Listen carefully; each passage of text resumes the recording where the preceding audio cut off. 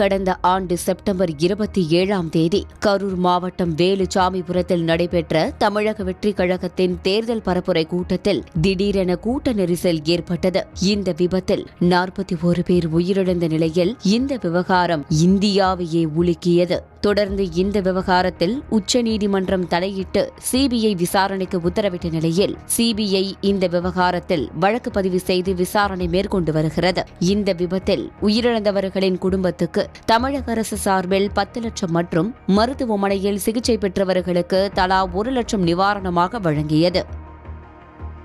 அதேபோல மத்திய அரசு சார்பில் உயிரிழந்தவர்களின் குடும்பங்களுக்கு தலா 2 லட்சம் மற்றும் காயமடைந்தவர்களுக்கு தலா 50,000 வழங்கப்பட்டுள்ளது. இது தவிர தவிக சார்பில் உயிரிழந்தவர்களின் குடும்பங்களுக்கு தலா 20 லட்சம் நிதி உதவி வழங்கப்பட்டது. இந்த விபத்தில் உயிரிழந்தவர்களின் குடும்பத்தை விஜய் சந்திக்கவில்லை என்ற விமர்சனம் கடுமையாக முன்வைக்கப்பட்டது. அதைத் தொடர்ந்து அவர்களை மகாபலிபுரத்தில் உள்ள நட்சத்திர விடுதிக்கு அழைத்து சென்று அவர்களுக்கு விஜய் ஆறுதல் தெரிவித்தார்.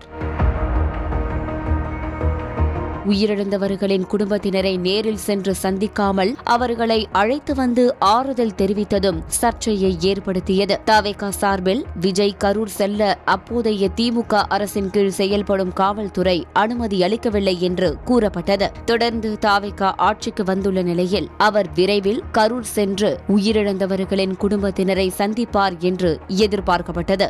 இந்த நிலையில் கரூர் துயரம் நடந்து 285 நாட்களுக்கு பின்னர் நாளை முதல்வர் விஜய் கரூர் செல்ல உள்ளார்.